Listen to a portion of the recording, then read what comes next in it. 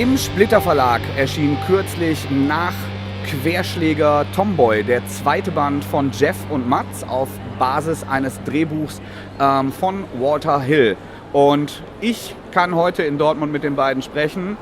Hello Jef and Matz. Hello. How are you doing so far? Pretty good. Everything's fine. Everything's fine. Very good. Tout va bien. We have a little less people than we usually do in France, but it's still nice. Still they're coming. So it's your premiere in Germany. You're here for the first time on a con. That's what I read. It's the first time in a comic book convention in Germany, yeah. You have been here before, but not signing and doing it. Yeah, great. So let's get right to the point. Let's talk about Tomboy. It's a noir story, classic neo-noir crime, and with a special twist. It's based on a screenplay of Hollywood screenwriter Walter Hill, who also did the basis for your last project, Querschläger, called in Germany. So the question everyone is gonna ask himself is, where did you get that connection? Was that something that was up and looking for artists, or do you have a personal contact to Walter? How did that happen? The connection is me. I did a comic book series a few years ago called, in French, Du plomb dans la tête, in English, Bullet to the Head, and in German, Blei im Schädel. Blei im Schädel. Really good. Blei im Schädel. Blei im Schädel. And which was turned into a movie starring Sylvester Stallone and directed by Walter Hill. So I was invited on the set, and that's how we met. And it turns out Walter Hill is a very big fan of comic books, and is also a very good writer. I asked him, I said, listen, if you have unproduced scripts that you like and that you think would make for a good comic book, then why don't we look into making them and into turning them into comic books? And he jumped right into it, and he sent us the script for Querschläger. And we did it. It did pretty well in France, and so we moved on to Tomboy, and we got another one in the works. Yes. Another one. Can you say more about it? Yes. About the next one? Yeah. The next one is a little bit more fantastic, kind of. Not sci-fi, but fantastic, you know.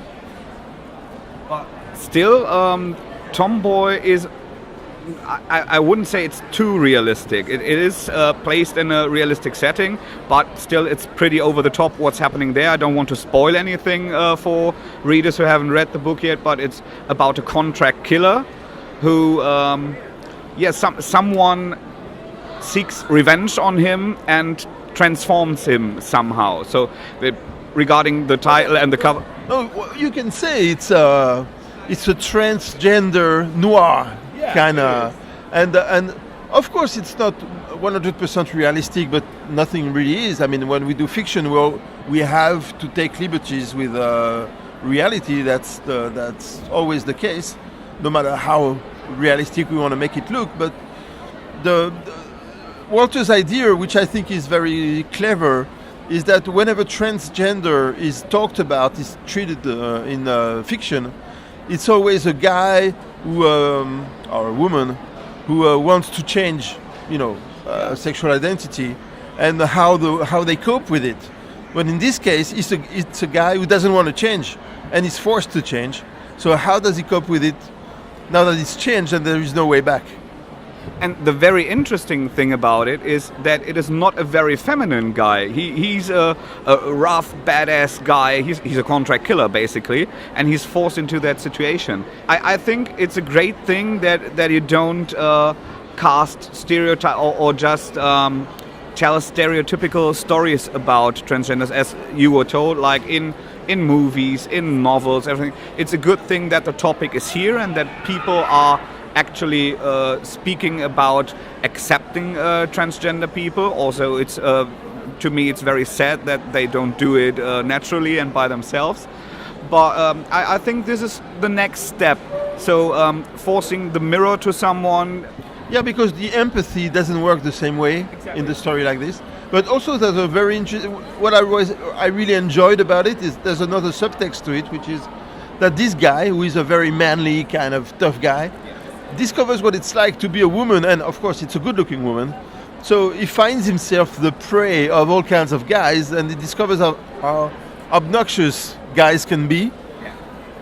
In that manner, I think it's a very feministic graphic novel. You know, it's a very interesting take, and I really enjoyed that, emphasizing that aspect of the story. Absolutely. Yes, it's an entertainment project.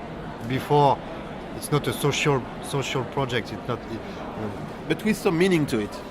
Yes, you know, there is a mini scandal in Canada with the movie, and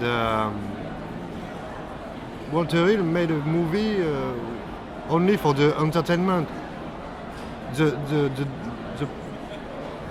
The transgender subject is not real the first aspect of the story. It's not making a statement, but I think it does carry across some very positive notion about transgender, about how men treat women, and what Jeff was saying is that while we were making the comic book over the last 18 months, Walter Hill made the movie. Actually, it was not in the works when we started the book, but in the meantime, the movie happened, and it's now finished, and it's been released in a couple of film festivals. It's going to be released for the public to see in March or April 17. And we don't know exactly what are the differences between. We haven't seen the movie. What are the differences between the comic book and the movie? But apparently, some people were not happy with what the movie was showing or saying. I don't know. I'm not aware of it. So we can wait for this, but still we have your book now. Exactly. So if anyone is not happy with the movie, he will have the book, and I liked it pretty much. Happy with the book. So far, everyone has but you know that's actually what's very interesting about this project, because it's a case where we have a common scenario, a common script that was written, and that evolved in two separate directions. One is the comic book, one is the movie. And completely one without looking at the other. So we don't know what's in the movie. Of course, the movie people know what's in the book because the book already exists. But it's interesting to see how one is not the adaptation of the other. That's what I'm trying to say. Yeah, I understand. So they both branches of the developed same tree. exactly. So there was this original idea, this original screenplay, but both projects developed separately. And what I know about the movie is that there were some things that they couldn't do in the movie because of budget reasons. That we don't have those constraints, so I could keep them in the book, and we could have the more adventurous aspects of it. So these are the first differences that we are aware of, but not the rest. We talking about budget and about the looks of the book. So you were responsible for the looks, and one thing I liked about it a lot was your architecture. Yeah. So sometimes I don't want to insult you, but sometimes I had the idea that everything is so photorealistic that I had the idea that you basically used photographics and rearranged them as a base. Sometimes I use photographs, and I make them. Sorry, I make them very black and white. I'm like his father. And yes. Oh, Papa. And I put them in Photoshop. Yeah. And I destroy them a lot. After I made a copy. Looking like old photocopies or old Yes, newspaper like old photos. photocopy, and I rebuilt with a pencil Yeah. the copy. And after I make color in the copy, and I remake it in Photoshop. I really like So that. there is more work And- than you think. After and I make some effects too that I create myself. It's like a salsa, mayonnaise. I really saw the work in it. Are you familiar with Inu Asano, the Japanese artist? Whose name? Inu Asano. He does Pun Pun, the manga. He is a manga artist, and he does that a lot. But then strictly redesigning the buildings with a ruler and with ink. So sometimes I was reminded of that, but you had that darker, grittier style. I liked it a lot. Thank you. So far, I think we got a pretty good insight in Tomboy. I thank you for your time. But there are people waiting for you to sign some books and to give them some drawings. And we take some footage of that. I thank you very much. Have a good day. You're welcome.